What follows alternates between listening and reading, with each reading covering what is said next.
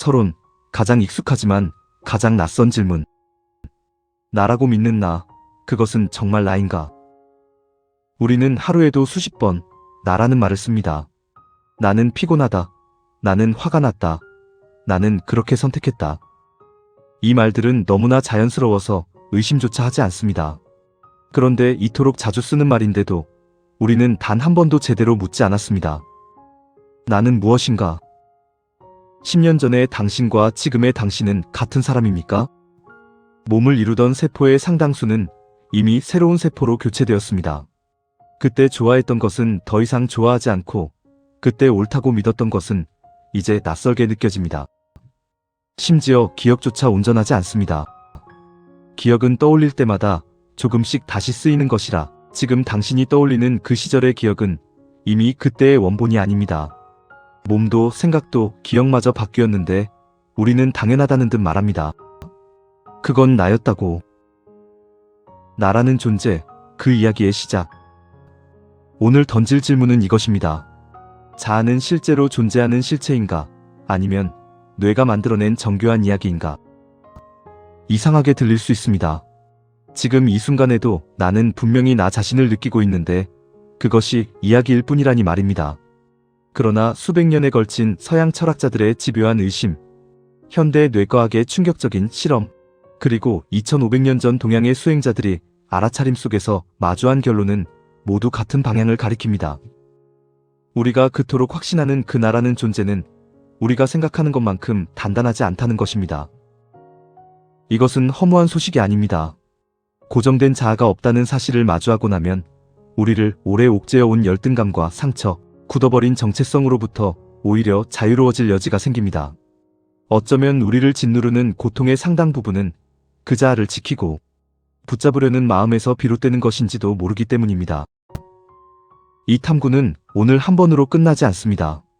나라는 이야기의 정체를 확인한 뒤에는 그 이야기를 지켜보고 있는 이 의식은 대체 무엇인가라는 질문으로, 그리고 마지막에는 그렇게 확인한 내가 이 광대한 우주에서 어떤 의미를 갖는가라는 질문으로 이어지는 세 편의 여정입니다.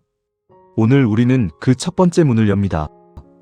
가장 익숙해서 한 번도 의심하지 않았던 나라는 존재를 처음부터 다시 바라보기 위해서입니다. 일부, 자아, 흔들리는 확신. 데카르트, 생각함으로 존재한다.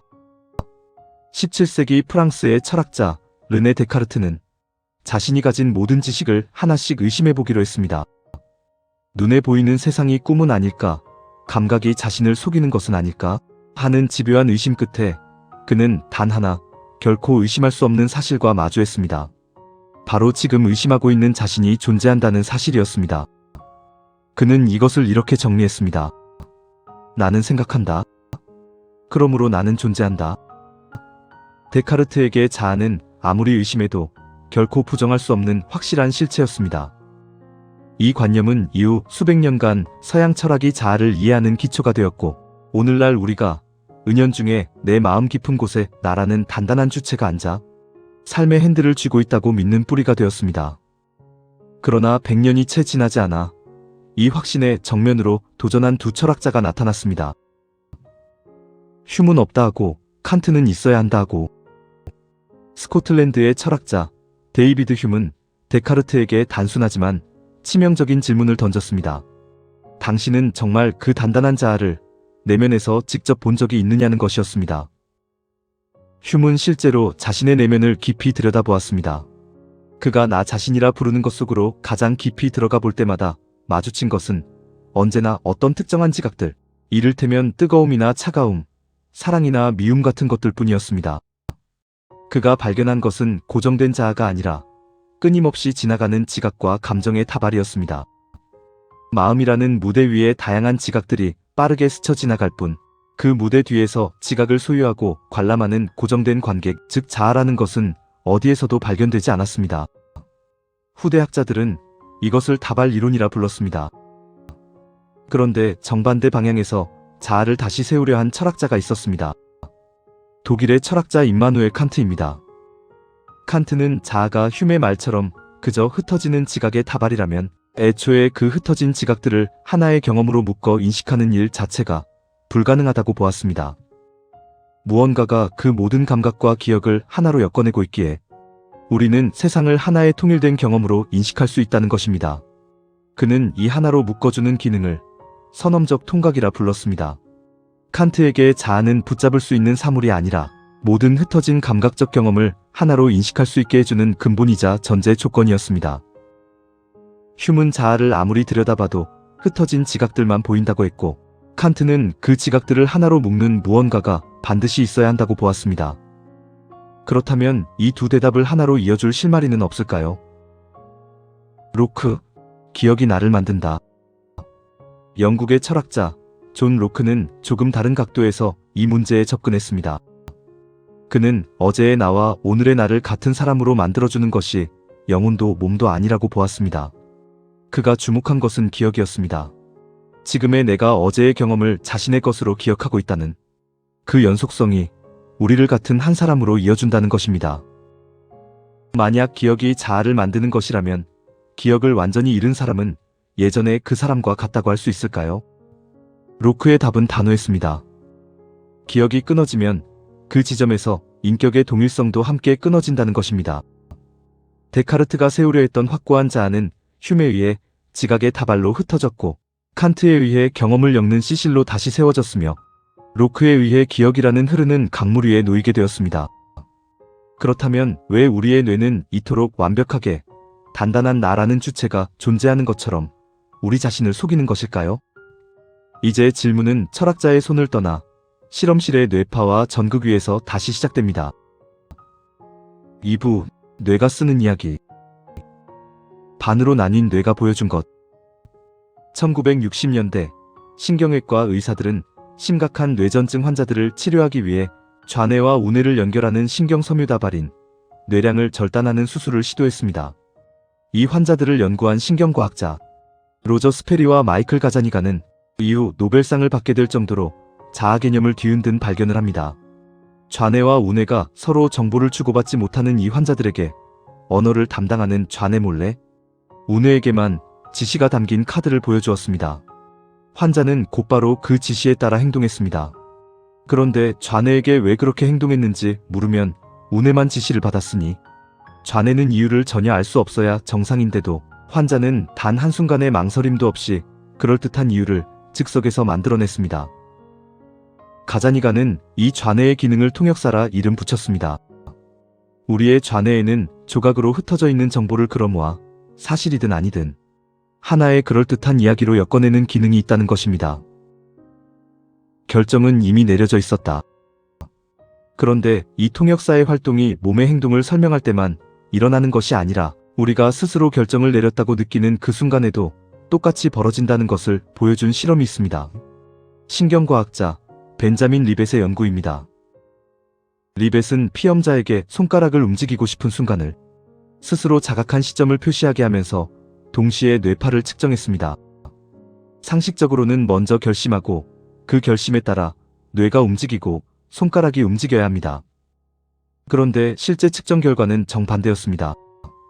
손가락을 움직이겠다는 뇌의 준비 신호는 피험자가 결심했다고 자각하기 약 0.3초 전에 이미 시작되고 있었습니다.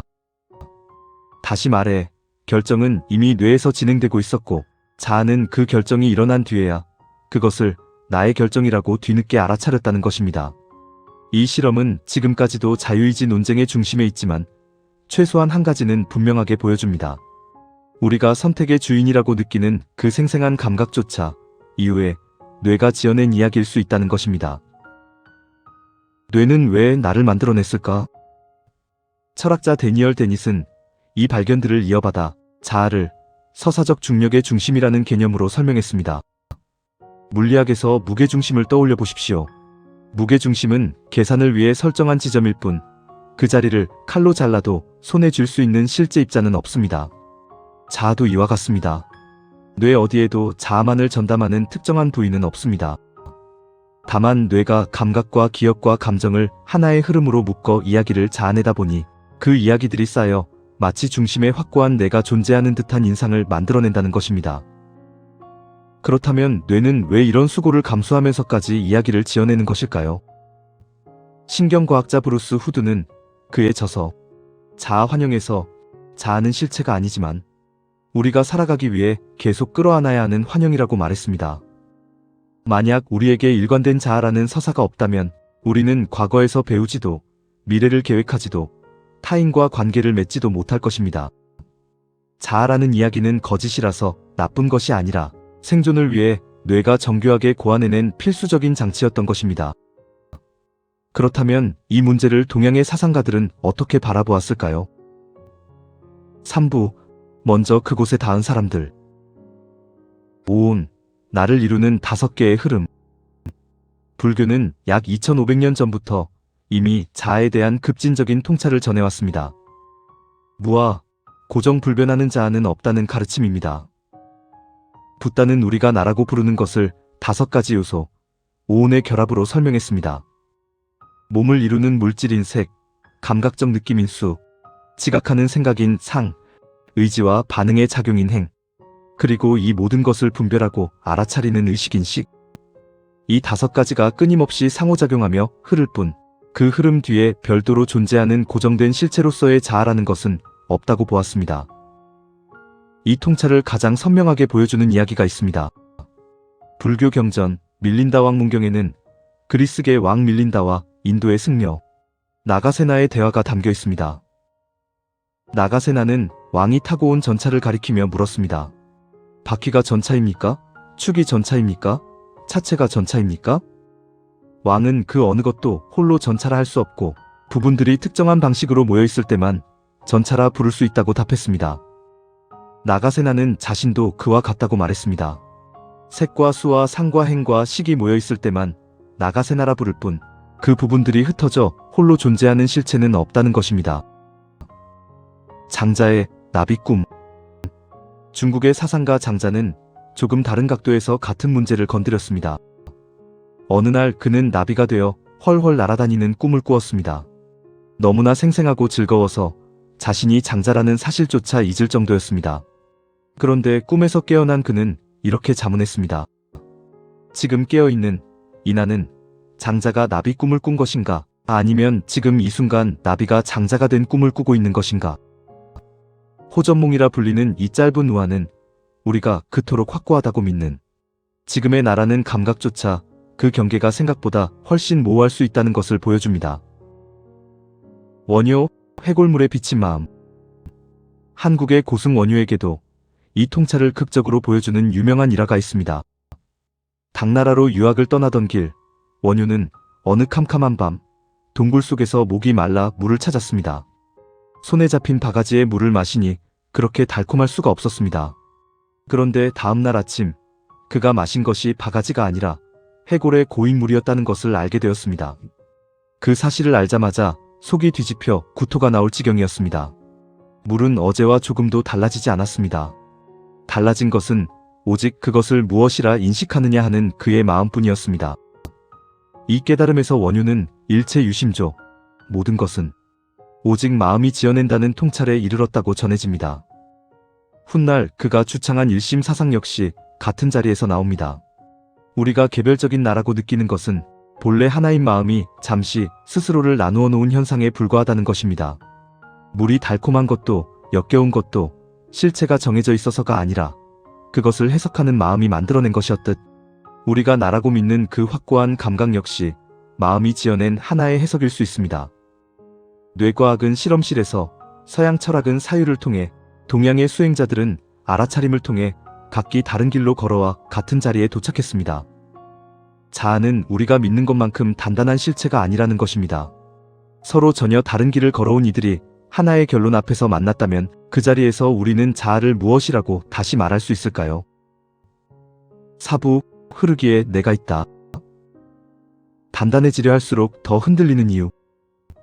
자아가 고정된 실체가 아닐지도 모른다는 자각은 인간에게 막연한 불안을 안겨줍니다. 그래서 우리는 오히려 흔들리는 것을 더 단단하게 고정하려 듭니다. 나는 이런 사람이다. 나는 이런 성격이다. 나는 이렇게 살아야 한다. 이렇게 자신을 규정하는 문장들을 쌓아 올리며 그것이 마치 나를 지탱해주는 단단한 기둥인 것처럼 여기게 됩니다. 그런데 여기서 뜻밖의 역설이 생겨납니다. 성취와 인정과 비교로 자아를 더 단단히 세우려 할수록 그 자아는 오히려 더 쉽게 흔들립니다. 모래 위에 탑을 쌓는 것과 같습니다. 그 자아를 떠받치는 것이 내 안이 아닌 오늘의 성취와 남과의 비교, 타인의 인정이라는 바깥의 것들이기 때문입니다. 탑을 높이 쌓을수록 지켜내야 할 것도 함께 늘어나고 그중 단 하나만 흔들려도 전체가 기울어집니다. 더 많이 증명할수록 작은 흠집에도 더 크게 상처받고 더 많이 채울수록 작은 상실에도 더 크게 휘청이는 이유가 여기에 있습니다. 흐르는 강물, 여전히 하나의 강. 고대 그리스의 철학자 헤라클레이토스는 이런 말을 남겼습니다. 우리는 같은 강물에 두 번 발을 담글 수 없다. 발을 담그는 그 짧은 순간에도 물은 이미 새 것으로 바뀌어 흘러가 버리기 때문입니다. 강물은 매 순간 새로운 물로 흘러가지만 우리는 여전히 그것을 하나의 강이라 부릅니다. 흐른다는 것은 없다는 뜻이 아닙니다. 오히려 그 반대에 가깝습니다. 어쩌면 자아도 이와 같습니다. 자아를 이루는 세포도 생각도 기억도 매 순간 새롭게 바뀌지만 그 변화가 만들어내는 흐름의 패턴에 우리는 나라는 이름을 붙이고 있는 것입니다. 자아는 고정된 존재가 아니라 끊임없이 진행되는 하나로 이어지는 과정입니다. 스크린과 영화 속 주인공. 현대 철학자 데릭 파핏은 그리스 신화의 테세우스의 배를 예로 듭니다. 오래 보존하려고 낡은 판자를 하나씩 새 것으로 바꾸다 보니 어느 순간 원래의 판자는 하나도 남지 않게 되었습니다. 그렇다면 이 배는 여전히 처음 그 배일까요? 아니면 다른 배일까요? 파핏은 몸의 세포도 생각도 기억도 이 판자처럼 평생에 걸쳐 서서히 다 바뀐다고 봅니다. 그런데도 우리가 여전히 같은 나라고 느끼는 이유는 완전히 동일한 무언가가 남아있어서가 아니라 어제의 나와 오늘의 나 사이에 끊어지지 않고 이어지는 심리적 연속성이 있기 때문이라는 것입니다. 독일의 철학자 토마스 매칭거는 한 걸음 더 나아가 뇌가 만들어내는 자아는 실체가 아니라 너무나 투명하게 작동하는 하나의 정교한 모델이라고 설명합니다. 우리는 그것이 모델이라는 것을 알아채지 못한 채 실체라고 착각한다는 것입니다. 이 모든 통찰을 하나의 장면으로 정리해 볼 수 있습니다. 영화관의 스크린을 떠올려 보십시오. 영화 속 주인공이 불길에 휩싸이고 눈물을 흘려도 스크린 자체가 실제로 타거나 젖지는 않습니다. 영화가 끝나면 스크린은 아무 상처 없이 그대로 남아 있습니다. 우리는 흔히 자신을 스크린 속에서 상처받고 늙어가는 배역이라 믿고 살아갑니다. 그러나 자아가 고정된 실체가 아니라 흘러가는 이야기라는 것을 알게 되면 우리는 그 배역에서 한 걸음 물러나 이야기 자체를 가만히 바라보는 자리로 옮겨갈 수 있습니다. 이 논리는 하나의 새로운 질문을 남깁니다. 화면 위 이야기가 흘러가는 동안 그것을 지켜보고 있는 이 자리는 대체 무엇일까요? 의식이라는 이 자리에 대한 질문은 다음 이야기의 몫으로 남겨두겠습니다. 지금은 먼저 오늘 우리가 발견한 것을 삶으로 가져와 보겠습니다. 5부. 오늘로 가져온 질문. 비판 앞에서 덜 흔들릴 수 있는 이유. 누군가 우리를 비난할 때 그토록 아픈 이유는 그 말이 마치 나라는 확고한 실체 전체를 겨냥한 공격처럼 느껴지기 때문입니다. 그러나 자아가 매 순간 새롭게 구성되는 이야기라는 것을 안다면 타인의 말 한마디가 그 이야기 전체를 무너뜨릴 수 없다는 것도 알게 됩니다. 그만큼 나는 덜 흔들리고 자유로워질 수 있습니다. 어제의 나를 용서할 수 있는 이유. 과거의 실수를 떠올리며 오래도록 자신을 책망하는 이들이 있습니다. 그러나 그 선택을 했던 그때의 나는 지금의 나와 세포도, 기억도, 생각의 결도 달라진 과거의 강물일 뿐입니다. 강의 이름은 여전히 나라고 불릴지라도 그때의 강물은 이미 흘러가 버렸고 지금 여기 있는 것은 새로 흘러들어온 물입니다. 다시 쓸 수 있다는 자유. 나는 원래 이런 사람이야 라는 말은 사실 뇌가 지어낸 하나의 오래된 서사에 불과할 수 있습니다. 자아가 매 순간 쓰이는 이야기라면 오늘 우리가 내리는 선택 하나하나가 내일의 이야기를 다시 쓸 수 있다는 뜻이 됩니다. 나를 정의하던 문장들은 다시 쓰일 수 있는 초고와 같습니다. 상대도 나처럼 흔들리고 있다. 이 발견은 나 자신을 향한 것만이 아닙니다. 우리의 자아는 고립된 섬이 아니라 처음부터 타인과의 관계 속에서 함께 빚어져 왔습니다. 우리는 거울 속에 자신을 인식하고 타인의 시선을 의식하며 자아를 형성합니다.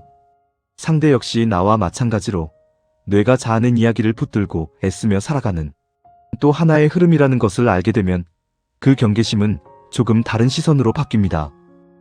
저 사람도 나처럼 흔들리는 이야기 속에서 오늘을 살아내고 있다는 것을 아는 만큼 조금 더 너그럽게 바라볼 수 있습니다. 결론, 나는 그 이야기의 저자. 실체는 아니지만 이야기는 있다. 우리는 오늘 확고한 하나의 실체를 찾으러 떠났다가 뜻밖에도 그런 것은 없다는 사실과 마주했습니다. 서양의 철학자들은 사유로, 현대의 과학자들은 실험으로, 동양의 수행자들은 알아차림으로 각자 다른 길을 걸어와 같은 자리에 도착했습니다. 이 소식은 허무하게 들릴 수 있습니다. 그러나 이것은 상실이 아니라 오히려 해방의 소식에 가깝습니다. 고정된 실체로서의 자아는 없을지 모르지만 매 순간 새롭게 이어지고 쓰여가는 이야기로서의 나는 어떤 형태로든 분명히 있습니다. 그리고 그 이야기는 다른 누구도 아닌 지금 이 순간 나 자신이 내리는 선택에 따라 계속 새롭게 쓰여갑니다. 오늘의 결. 오늘 함께 나눈 이야기의 핵심을 기억에 남도록 짚어보겠습니다. 먼저 확신은 생각보다 쉽게 흔들립니다. 데카르트가 세운 단단한 자아는 휴메에 의해 지각의 다발로 흩어졌고 칸트에 의해 경험을 엮는 시실로 다시 세워졌습니다. 둘째, 로크는 자아를 잇는 것이 기억의 연속성이라 보았습니다. 기억이 끊어지면 그 자리에서 인격의 동일성도 끊어집니다. 셋째, 가자니가의 분리뇌 실험은 뇌가 그럴듯한 이야기를 지어내는 통역사임을 보여주었고 리벳의 실험은 결정 자체가 의식보다 먼저 뇌에서 일어난다는 것을 보여주었습니다. 데닛은 자아를 전담하는 특정 부위가 뇌 어디에도 없으며 자아란 뇌가 감각과 기억을 엮어 만들어낸 이야기일 뿐이라고 했고 후드는 이것이 생존을 위해 뇌가 정교하게 고안해낸 자아 환영이라 설명했습니다. 넷째, 불교는 오음과 나가세나의 전차 비유로 무아를 설파했고 장자는 나비꿈으로 원유는 해골물 일화로 자아의 경계가 마음이 지어낸 것임을 보여주었습니다. 다섯째, 자아를 증명하고 고정하려 애쓸수록 오히려 더 쉽게 흔들립니다. 자아는 고정된 실체가 아니라 강물처럼 흐르는 일련의 과정입니다. 여섯째, 자아가 흐르는 과정이라는 것을 알면 타인의 비난 앞에서 덜 흔들리고 과거의 자신과 타인 모두를 조금 더 너그럽게 바라볼 수 있습니다. 결국 없다는 것이 곧 잃었다는 뜻은 아닙니다. 고정된 실체가 없다는 것은 상실이 아니라 자유입니다. 우리는 매 순간 그 이야기를 다시 쓸 수 있는 저자이기 때문입니다. 다시 쓸 수 있는 그 이야기. 어쩌면 지금 이 순간에도 나는 원래 이런 사람이야 라는 말로 스스로를 가두고 있을지 모릅니다. 그러나 오늘 우리가 함께 확인했듯이 그 말은 진실이 아니라 뇌가 지어낸 하나의 고정된 문장일 뿐입니다. 그 문장을 알아차리는 것만으로도 우리는 이미 그 이야기의 수동적인 독자에서 능동적인 저자로 한 걸음 옮겨간 것입니다. 강물은 어제와 같은 물이 아니지만 우리는 그것을 여전히 같은 강물이라 부릅니다. 그 흐름을 어디로 어떻게 이끌어갈지는 지금 이 순간에 나에게 달려 있습니다.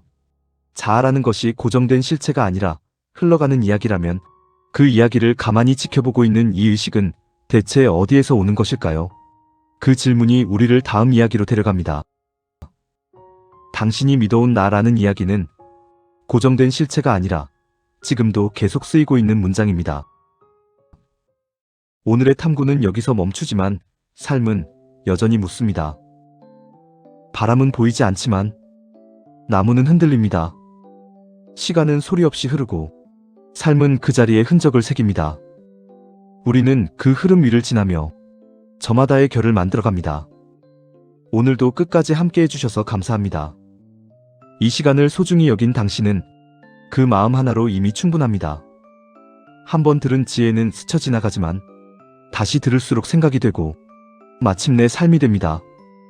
이해는 선택을 바꾸고 선택은 삶을 깊게 만듭니다. 한 번으로 충분하지 않습니다.